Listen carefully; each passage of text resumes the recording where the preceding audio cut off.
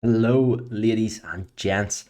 Welcome to what will hopefully be a top contender in your weekly podcast rotation. Going for those morning steps. Hopefully, this is one that sort of jumps the charts, and it's the first pick. What I want to go through in this first episode is just an introduction to things, what the pod's going to be about, how it's going to differ to others, and then the actual topic for today, which is forming your own opinions and tailoring your process to yourself. So, obviously, it's going to be a physique development, bodybuilding sort of podcast. What else would it be with me? Just sort of what I live and breathe, I guess. Now, you may know I do appear on two other podcasts. We have Beyond the Process and Lifestyle Loops. And if you have tuned into any of those episodes of either of those, you'll know they're definitely edging more on the humor side. And that's to no negative. They're a good crack recording. But we're going to keep the laughs to those two. This is going to be more of an educational podcast, something you can stick on when you're locked in, you're looking to learn about a topic. Maybe you send in a topic that you want me to chat through for a week, just so you can get a bit more enlightened, maybe see my take on things. But with the name of the podcast, suppose I should explain Faffing Over Frequency. Now, if you've followed me on Instagram for a little while, you'll understand that I talk about frequency quite a damn lot. So the act of training frequency, how many times you're hitting a body part per week, and this ties in quite well to the first episode, the topic of this podcast, your training ideology. Now, my training frequency ideology, I guess, or my opinion on training is that frequency is going to beat all. It's going to beat volume. I'm in the camp that, hitting two sets fresh of a body part at the start of a session and leaving it at that two sets, but then doing that three times per week where you've got adequate recovery time, you progress that lift. I'm in the camp that beats out doing eight sets of maybe chest in one push workout, because I believe what I've gathered and however many years I've been in this sort of game, or just being surrounded by people's takes and people's opinions, and I formed my own. I believe by the time you get to that eighth set of a body part, now eight's just a random number. It is no correlation to anything. But once you get so many sets deep of a body part in a session, I believe the return does get get worse or get lower. You do have diminishing returns with the amount of sets you do per body part. So that has obviously came from JP. I think he is the biggest sort of advocate of training frequency. And you might be thinking immediately, well, the title is Forming Your Own Opinions, Jake, and you've just told us that you get your training ideology, or you train like JP just because it's what he said. But I've took what he said, and I think with everything on socials, because you're exposed to so many opinions and ways to train, you just have to take everything at face value and take from it what you believe. So I don't agree with everything that JP says, and this is where forming your own opinions comes in. Like, if I apply it to myself, I ran at the back end of my last push up, I was running upper lower rest, full body rest. So we're training three times a body part, twice actually, every 5 days, maximizing frequency there. Because if you're doing a standard upper lower push pull leg setup, you're only going to be doing twice every 7 days. Now, I was loving that. I really liked the rotating days in the split, but then it didn't correlate well with my life, or line up well with work schedule and stuff. And when I entered a new phase, I entered my diet phase, which was going to be an aggressive pullback. I dropped like 45 pounds in what was it, 18 weeks. A stat pad in there though, 44 pounds I think it was, 45 just sounds cooler. I switched to upper lower, upper lower. The reason being is I didn't believe that full body was manageable or productive in a diet setting. I would have had to, since your recovery capabilities change in a deficit, less food, more output, more just stressors on the body, more allostatic load. You're not recovering the same. So I would have had to drop my pressing volume to maybe two sets or one set every two sleeps. And I didn't think that one or two sets was productive. I didn't think it was going to be what's best for my physique. If you had asked JP, he probably would have said, nah, mate, just run full body every other day. But this is where I changed it and went with my own opinion, went off my own accord.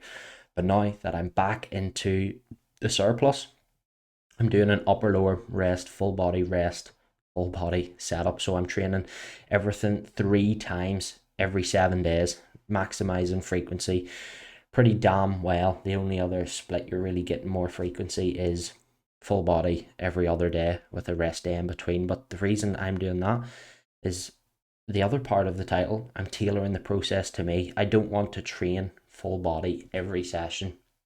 Yes, it's great for maximizing frequency, and I think that's what's going to bring my physique up.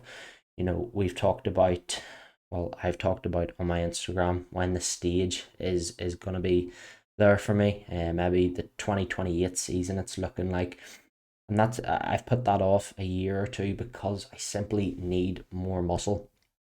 And I think the frequency, maximizing or utilizing this frequency that someone else, a lot of other people aren't touching on, I think that's what's going to catch my physique up to others.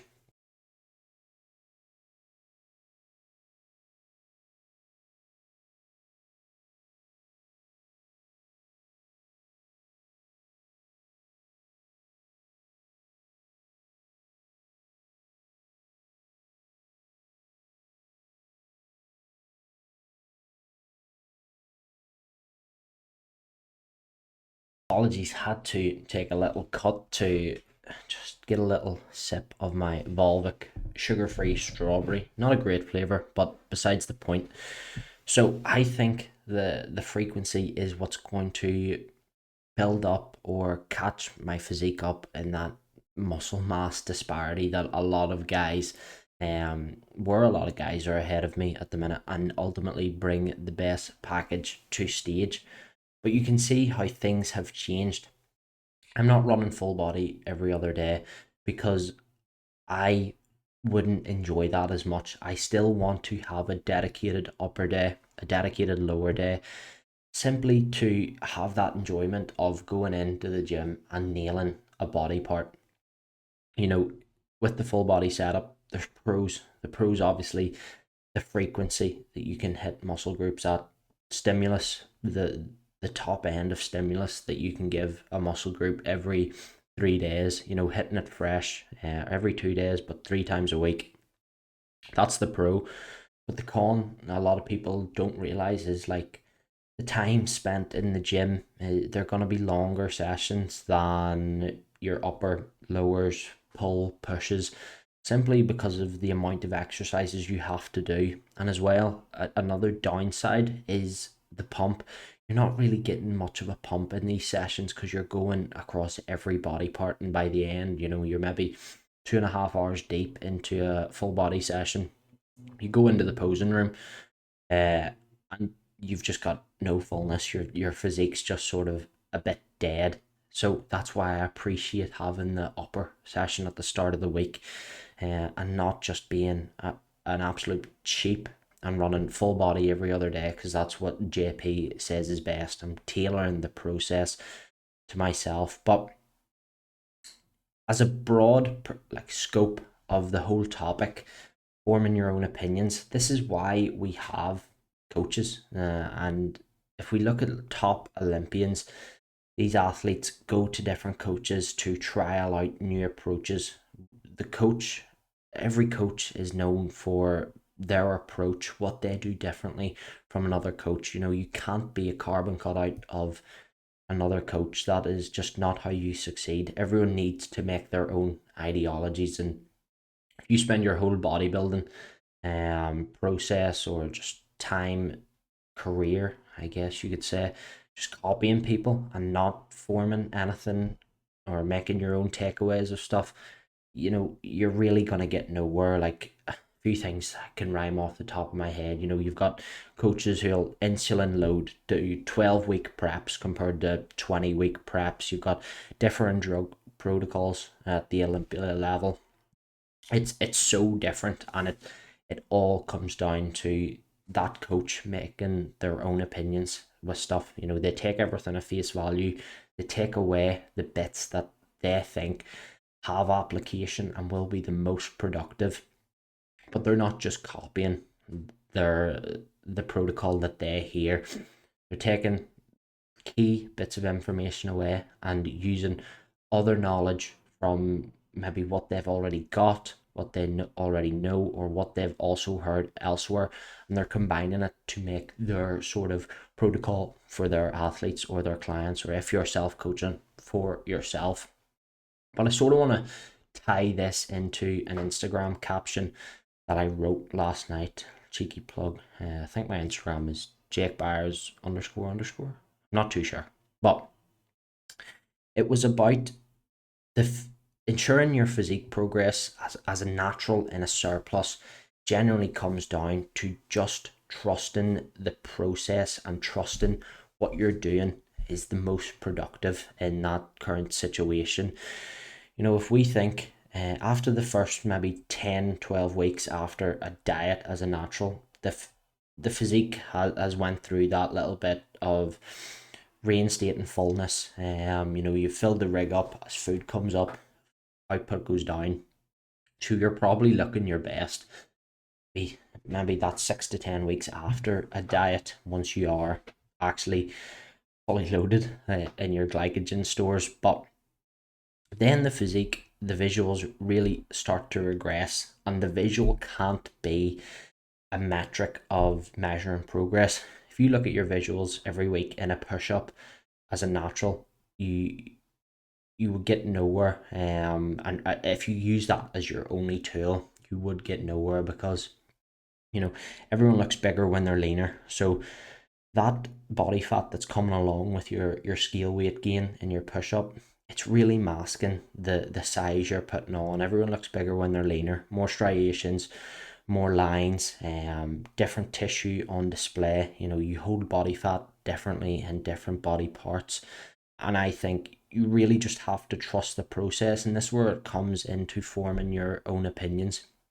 If you're doing something that you don't believe is ultimately the most productive for your growth phase and putting on new tissue, I think you're really going to struggle in your push up, because if you're looking at the visual and it's getting worse as you gain more body fat in the push up, which is only natural, it happens everyone, it's just part of the course as a natural. We're not really body recomping. If we're doing everything at a high level, we aren't seeing a recomposition to a great effect in a push-up whatsoever. So if you're doing things that you don't believe are the most productive, they're not putting on the most amount of muscle, and this is what you really believe, and you're seeing your physique get worse in the long term, not week to week, because fucking shouldn't happen that rapid, but across maybe a couple months, your physique isn't looking as great because you're holding on to more body fat.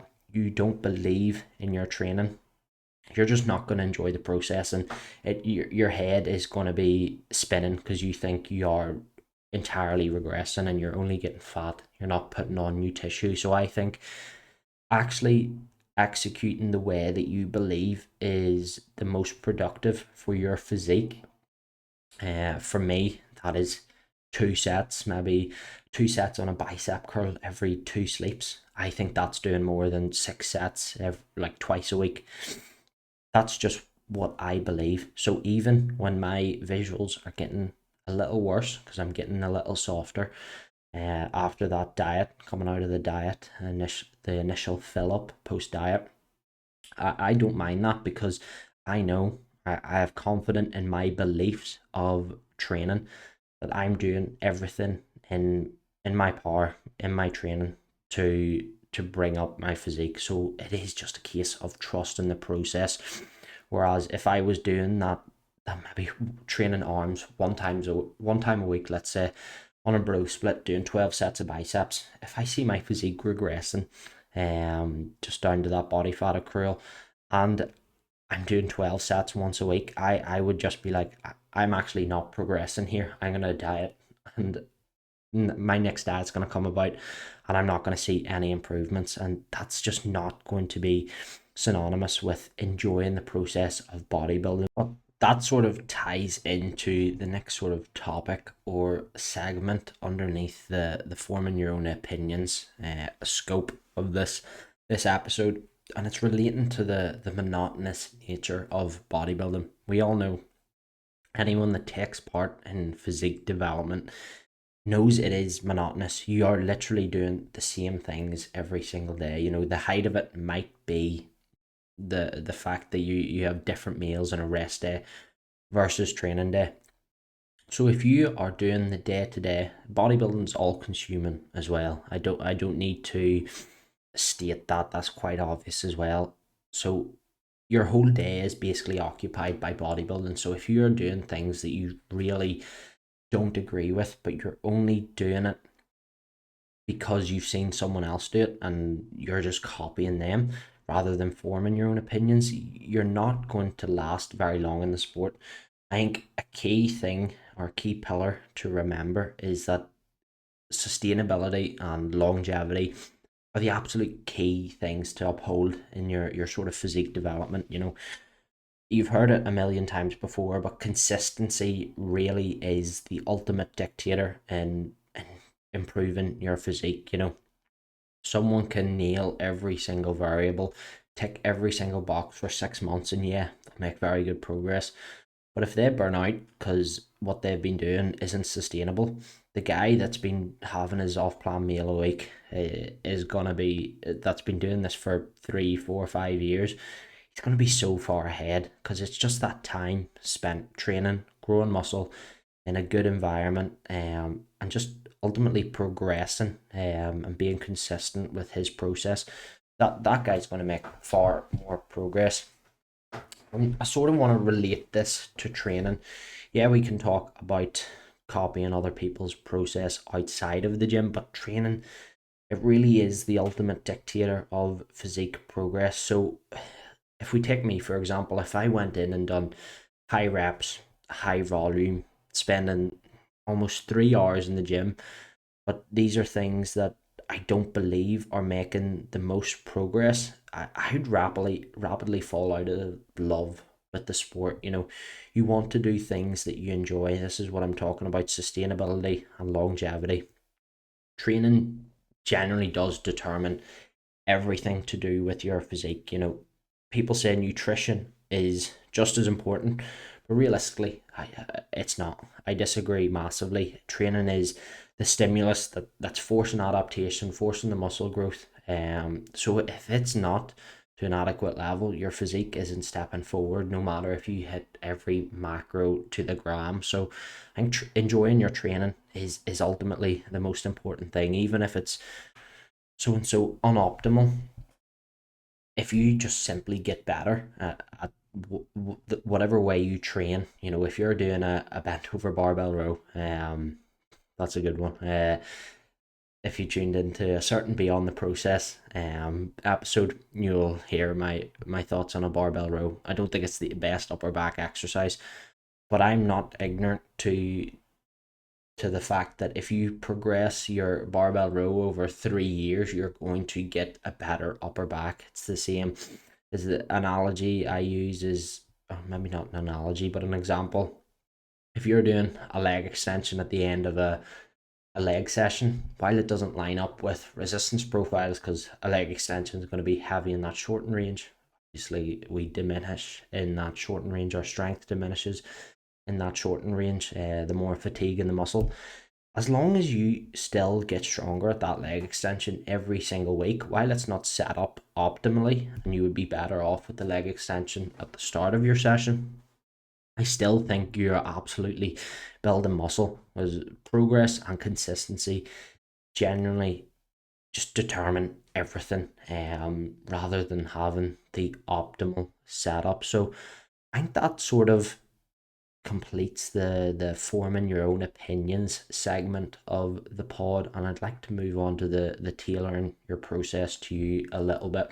They both sort of coincide with each other, but just with slight differences.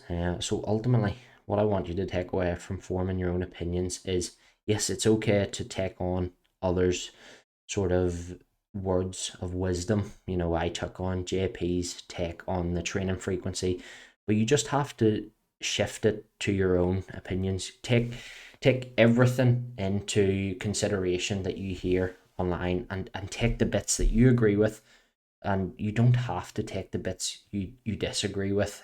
Whatever you deem has the most application to you, or what you believe your own training ideology to be, go ahead with that. So in terms of tailoring the process to you, I really think bodybuilding and physique development as a whole is a game of finding out what works for you. The entire aim of physique development is to make or find that balance of sustainability, but also what's going to make the most progress to your physique. So I think once you find that balance of, this is maybe 90% of what's possible of progressing my physique, but it's also 100% sustainable. So for some people, this might be having an off-plan meal a week. That's sustainable for them. It might be having a latte instead of a black Americano. But then some people can't deal with having an off-plan meal during the week. They simply stick to the plan no matter what, and their head would just be an absolute head wreck. It would be sent up the wall if they had an off-plan meal, because they're not sticking 100% to the plan. While I don't agree with this, um, I don't think it's the best approach. Not having any sort of outside life of bodybuilding, or life outside of bodybuilding, not being able to have an off-plan meal. I don't think that is good long term. It might be sustainable for your bodybuilding, but I don't think it is setting you up well for life. But I think alongside training, you have to do the same with all variables of sort of life outside bodybuilding, or sort of inside bodybuilding, but not inside the gym. Every variable needs to be sort of tailored to you, to the plan.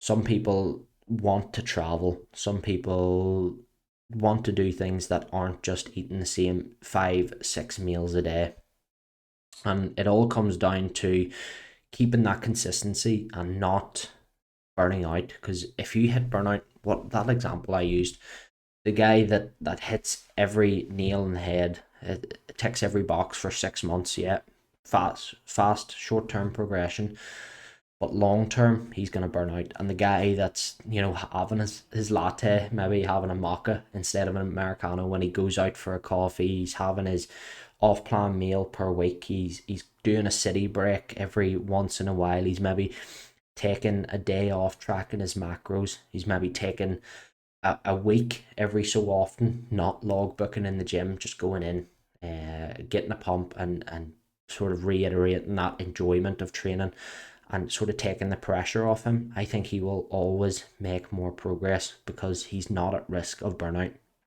And I think the more we as bodybuilders, for audio listeners, I have just put that in quotation marks with my fingers, because don't want to say bodybuilders, because that's a weird topic.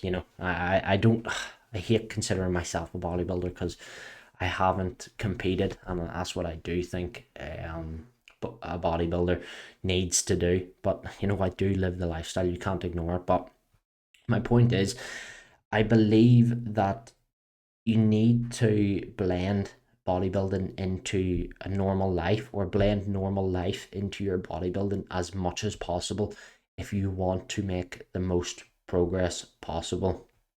I think if you are stuck in a rabbit hole of solely bodybuilding, you are really putting yourself at risk of just envying the sport. Envying, is that the right word? Or just hating the sport, despising the sport. And it's why a lot of people fall out of love with it. You know, a prime example, people prepping too early. They don't, they're not quite ready for it. They're not spending enough years just doing the do. They prep, realize how difficult, how all consuming bodybuilding is. They fall out of love with it. Just because that prep has sort of caused some trauma. And that's them done with bodybuilding for the rest of their life, and they'll have a negative outlook on bodybuilding for probably the rest of the years they live. Had they spent more time in a push up, you know, getting stronger, enjoying the training, enjoying bodybuilding for what it is before prepping, before getting thrown into the deep end, you know, they might actually have a real passion for bodybuilding, but since they were exposed to the depths of that so quickly, I just think that that's wasted potential, or a wasted competitor, you know, because they simply didn't spend enough time, or went too all in on the bodybuilding before it was necessary. But that's sort of all I really wanted to touch on with tailoring the process to you. The whole idea, or to conclude that segment, is you simply in the title, you need to tailor the process to you. You can't look at how someone else executes their bodybuilding. Take Cuba for example. You can't look at Cuba. You know, he's taken top 10 at pro shows. He does not miss a beat. The off-plan meal he has throughout the year, maybe he has a couple. He goes for sushi, but he gets the sushi restaurant to track the macros for him, so he doesn't go over his calories whatsoever. That man does not miss a beat. You cannot live like that.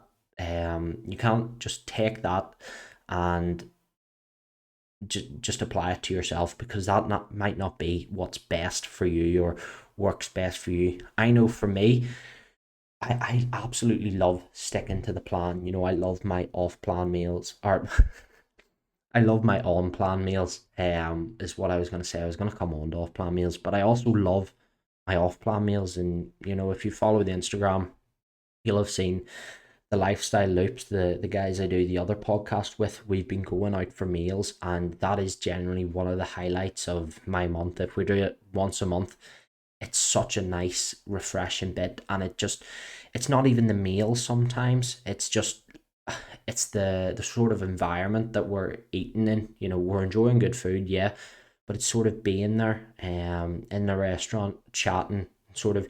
We might talk about bodybuilding because that's just simply what the three of us love, but bodybuilding isn't dictating that, and I think it's very different. It's a different dynamic than sitting in the car with your post workout, which we also do. Me and Butcher, of course, he was going to get a shout out in this podcast, or a mention at least. It is completely different. We sit in the car sometimes, eat our post workouts, but being able to sort of switch off and take that time away from bodybuilding, where we're in a restaurant, you know, we're going for an Indian, we're going for a Japanese meal, we're going for sushi. It is completely different, and I need that in my process. I can't just simply stick to my 5 meals on plan for the rest of my life. I have passions outside, or hobbies I enjoy outside of bodybuilding. I'm not going to be living like Cuba Sylvester. It just wouldn't be synonymous with my longevity or having consistency in the sport. And as I'm gonna say again, consistency is synonymous with making the most amount of progress you can in your bodybuilding. But that will do that segment. What I want to sort of include every podcast episode, I was going to say that the frequency of the podcast, but I'm not sure if it'll be one once every week, maybe once every 2 weeks. Not too sure. It depends how the reception of the podcast is. But no, I do enjoy my long form content. I know when I started the YouTube, um, definitely enjoyed that more than making Instagram reels or just writing Instagram captions. I think the longer form content definitely suits me, and I'm sure the podcast will only improve with time as I sort of ease into the nature of sitting facing a blue Yeti mic that looks like a very different black object, may I say. It might be multi-purpose, and might figure that out after the podcast.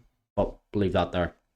What I do want to sort of include with the podcast every episode is, this might change every week, but it's sort of like a takeaway of the week, and that does not relate to Domino's or Chinese. It's something I'm taking away, whether it's learning something, changing an opinion, or just whatever. It might change during the week. It might just be a new formed opinion which on something which I didn't have an opinion on before the week started. Some weeks it might be I've changed my opinion on my favorite Nespresso, but for this one we're going to keep it more educational, since it is an educational podcast, but I can't promise it's always going to be educational. And for this week, it's the fact that body weight is only a tool used alongside visuals. It comes second to visuals. If we look at maybe how I've executed in the past, I've been self-coached majority of my time in bodybuilding. I've went as far as maybe letting body weight dictate my mood for the day if it's been up more than I'd like, and sort of it sort of ruins your image of your physique. You get that extra little hint of body dysmorphia. Maybe it's the morning after an off-plan meal, you're up 2 pounds. You could easily justify that with how salty the meal was. You had it later because you're booking into a restaurant, so you're not finishing your last meal at 8 p.m. like usual. Maybe you got a bit less sleep. You trained hard the day before because you had it post-workout.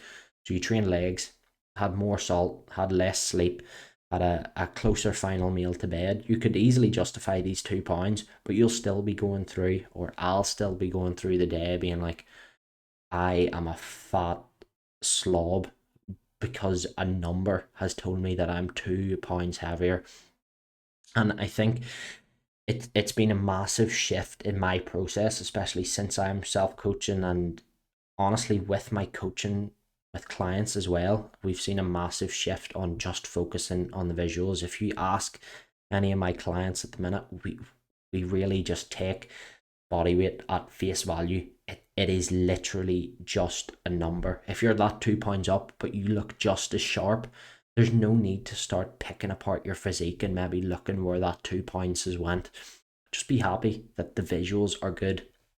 People may ask you like, what do you weigh? But I think the people that are really inside bodybuilding and understand things don't care what you weigh, they care what you look like. This is why we have to bring in like the pro level of bodybuilding. This is why we have a 212 class at the Olympia, or in the IFBB division. These 212 guys, they're 212 pounds. They weigh 40, 50, 60 pounds less than some of the open guys. But look at Sean Clarita, he's still beating guys in the open that are maybe have 40 pounds of stage weight on them.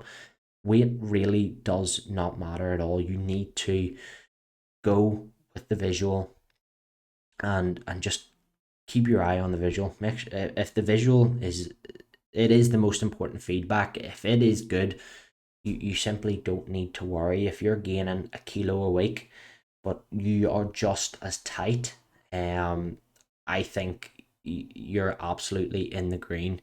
Now, where I think body weight has application is sort of deciding, are we on the right tracks? I mentioned that kilo a week. You can maybe run that kilo rate of gain for a few weeks, but then if it continues, you sort of need to put the foot in the brakes a little bit, because eventually that will bite you in the ass. As a natural, especially, no one's gaining a kilo a week of quality. I think body weight can be a steer in the right direction. Is that the right word? Sort of, it can point you in the right direction of what you're doing. Data is important, but the visual does ultimately beat it. But if you know, this is why I think I wouldn't coach without body weight. When I'm setting a client up, got their Google Sheets, I will never say to them, we're not going to weigh in every day, because I think it's an easy piece of data to gather, and it can have application when it comes second to the visuals. Being able to say to your client, we we're looking just as tight. This is brilliant, and we're half a pound up. So that's half a pound of quality this week. We've got no softer. Um, but then in the same turn, we've gained, maybe the next week we've gained a pound, and you're looking softer. So I can see that the visual I'm ultimately dictating the decision by the visual, but then that's backed up by the body weight. We've gained a pound, so that's ahead of our sort of estimated rate of gain that we'd like to see. Maybe in your push up, you're going for that half pound. So the fact that you've gained a pound and you've got softer, that they coincide with each other to make that decision on what comes next. Maybe that's due a food drop or not increase in food, because you need the visuals to tighten up. And that body weight is literally just working under the visuals to sort of back up your decision making. But I don't think body weight should be taken as number one when you're making decisions as a coach or in your own self-coaching process, because it's like, as I said, so someone can gain pound a week, will not go a kilo, will not go as extreme, but you can gain pound a week as a natural very easily, and it's looking absolutely quality. Now some people, if they're still in this sort of headspace where body weight is so important, they will pull down food, slow that rate of gain, when there's absolutely no need to. That pound could have been of absolute quality. They could have shit the bed and just been like, we're gaining a pound a week. Your timeline is only half a pound a week. We have to put our foot in the brakes, slow everything down. Whereas me, as a coach, I would be saying, mate, you've gained a pound and you look just as good, if not better. Absolutely crack on. I'm not making any changes to the process. And if you can go weeks and weeks without making changes to a client's plan because they're only improving, that's a very, very good thing. So we'll leave you guys on that note. Just want you to take everything into consideration when it comes to coaching. What I've talked about, or self-coaching, these things do really apply to the guys self-coaching. We're giving you a little bit of I'm giving you a little bit of advice on how to make changes to your plan, how to increase or keep that sustainability high, increase your longevity in the sport to ultimately keep up consistency, and yeah, ultimately make the most progress possible. So that will do it for episode 1 of Faffing Over Frequency. Now, we done a little bit of faffing over frequency in this one, but I'm sure we will have an episode dedicated to frequency soon enough, or maybe we'll leave it to the Instagram. I don't know. I'll probably get berated a little bit by everyone if I mention frequency in this podcast. But yeah, guys, if you did make it this far in the podcast, hopefully it does make it to YouTube and Spotify. That is the goal for it. I've got the nice setup for YouTube, lovely aesthetic face. I will mention the cap as well, trying to diversify the fashion sense, get a little bit of a wider wardrobe. We're dipping our feet into the beanie and snapback game. But yeah, hopefully it makes it to YouTube or Spotify. So either of those story shares, they go a long way. Rating the podcast on Spotify, dropping a like, comment on YouTube, subscribing, it all means a lot, guys. So if you did make it this far, thank you very much for listening. I will hopefully keep this to 1 time per week frequency. A little bit of faffing over frequency there for you guys to end the pod. But yeah, gonna leave things there, and thank you for listening to episode 1 of the podcast.